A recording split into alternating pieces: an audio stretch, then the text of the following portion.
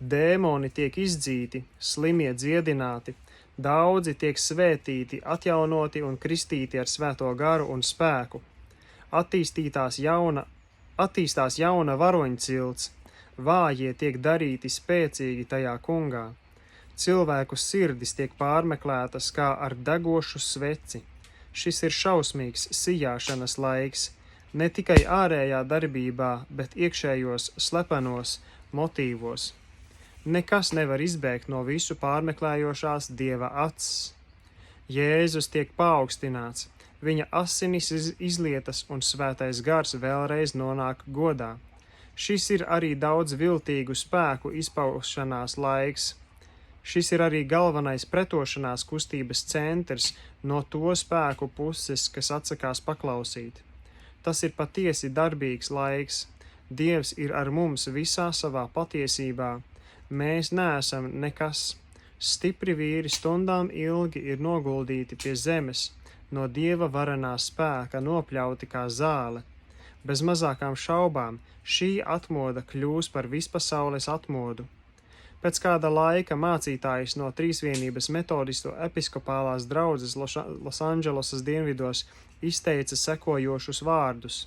Šeit, klusā okeāna malā, kur satiekas cilvēku dēli no gandrīz katra zemeslodes punkta, pravietiskas dvēseles tic, ka tiks izcīnītas vislielākās morālās un garīgās kaujas pasaules Armagedonā. Evans Roberts savā vēstījumā draudzēm bija viņa balss ietekmēts, kad uzrakstīja sakojošu senas poēmas parafrāzi. Kamēr Dieva uguns krīt, kamēr Dieva balss aicina, brāļi, saņemiet uguni, kamēr Dieva lāpa liesmo, kamēr cilvēku pūliņi grūst, kristieši, saņemiet uguni, kamēr svētais gars lūdz, cilvēku metodes aizstājot, viņš viens pats iededz liesmu, kamēr spēks liec nocietinātās sirdis, pakļaujies viņam, esi viņam piederošs, nogādā visu sevi ugunī. Jo pasaule beidzot mostas, zem viņa varas sabrūk un tiek iemesta ugunī, bet mūsu godības kungs meklē cilvēku sirdis, lai pieceltu tos no miega, lai aizdedzinātu tos ar debesu uguni. Ja pilnīgi viņam atdevies, tu strādāsi kopā ar Kristu, tad atceries, tev ir jāsaņem uguni, sasisto un mirstošo dēļ, un pazudušo pasaules tumsībā dēļ, mums ir jāsaņem uguni. Kristus dēļ, kas godībā, un lai turpinās stāsts, mums ir jāsaņem uguni. O, mana dvēsele, tiec pārkausēta un kļūsti skaidrāka, spožāk mirdzoša, nepalaid vaļā uguni. Paļaujoties uz svēto garu, vienkārši uzticies un necenties pats to radīt sevī. Tu iegūsi uguni. Brāļi, beigsim sapņot, kamēr Dieva ūdeņi palo, mēs iegūsim uguni. 1906. gada jūnijā es sarakstīju mazu traktātu, no kā ir sekojošs izvilkums. Ja iespēja tiek palaista vējā, tā ir zudusi uz mūžiem. Ir laiks, kad straume plūst gar mūsu nama durvīm. Mēs varam tajā ielikt un tikt ienesti godības svētībās, panākumos un uzvarā. Palikt trīcošam, satrauktam un paralizētam krastā tādos izšķirošos mirkļos nozīmē vismuļķīgākā veidā visu pazaudēt, kā laikā, tā mūžībā. Kāda atbildība!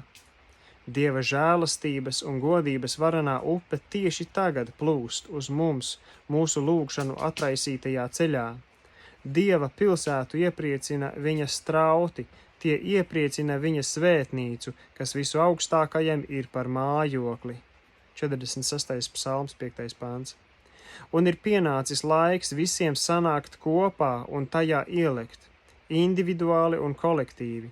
Mēs esam kristīti vienā garā par vienu miesu. Atsauce 1. korintiešiem 12.13. Atliksim malā visas mūsu miesīgās sacensības un šķelšanas, kas mūs atdala vienu no otra, un visu kopā no Dieva, jo esam daļa no viņa miesas.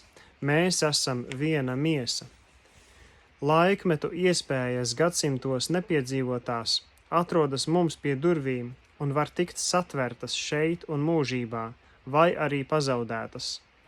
Vairs nav laika palikt malā un nogaidīt. Jārīkojas ātri, lai kāds cits neatņem tavu vainagu.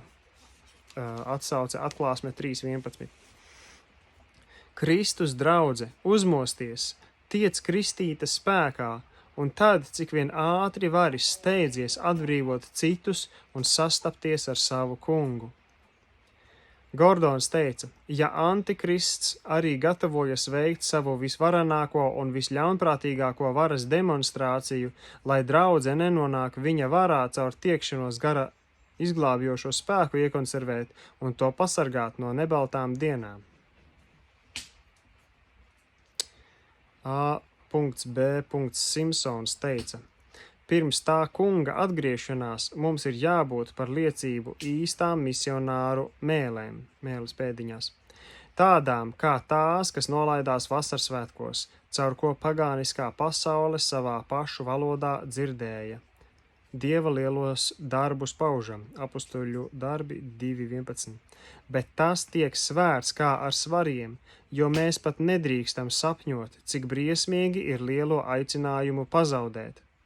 Tūkstošiem misionāru izies darbā pēdējā varenajā misijas karagājienā no apvienotās ticīgo miesas un nesīs svaigu liecību par krustā sisto un viņa ienākšanu visās tautās. Artūrs T. Pītersons ir teicis, visšausmīgākās lamatas šodien ir materiālisms, dievišķā aģenda un dievišķās kontroles noliegums. Zinātne tagad apvienojas kopā ar neticību, ļaunprātību, pasaulīgumu, skepticismu un materiālismu, lai izdzītu ārā personīgu dievu no viņa paša radītās pasaules. Nostāšanās pret materiālismu un fizisku dzīvesveidu pieprasa pārdabisko elementu kā vienīgo ieroci viņa sekotāju rokās. Ēnoka laikā cilvēku grēks ātri vairojās un radīja ateistus, kamēr Dievs viņu paņēma, tas ir Enoku paņēma, 1. Mūzes 5.24, gāru, dvēseli un miesu, tā, lai cilvēki tiktu pārsteigti, ieraugot dievišķās būtnes un neredzamās pasaules eksistenci. Elijas dienās vispārējais apsīkums un lejupslīde tika nopietni satricināta, kad cilvēki redzēja debesīs uguns zirgus, ratus un jātniekus. Ja kaut kad cilvēkiem ir bijis vajadzīgs sastapties ar augstāk mītošās sfēras cilvēku un tās avotu, dzīvo Dievu, līdz ar visām viņa varām un spēkiem, kas ir viņa kontrolē, kas atbild uz lūgšanu, vada ar savu nodrošinājumu un atgriež grēcinieku ar savu žēlastību, tad tas ir tieši tagad. Kāds neaptverams cilvēku prāta apstulbums, kāda aprobežota neticība, lai tas kungs mums palīdz nonākt atpakaļ vasarsvētku oriģinālajā piedzīvojumā. Bet vai cilvēka dēls, kad tas nāks, atradīs ticību virs zemes? Lūkas 18.8. Spērģens savā pirmsnāves vēstījumā teica, Dieva klātbūtne ticīgo vidū izbeigs neusticēšanos. Cilvēki vairs nešaubīsies par viņa vārdu, kad tie piedzīvos viņa garu. Tūkstošiem iemeslu dēļ mums ir vajadzīgs, lai Jehova ienāk mūsu nometnē, kā senatnē apmeklēja savu tautu un to atbrīvoja no Ēģiptes verdzības. 2. nodaļas beigas.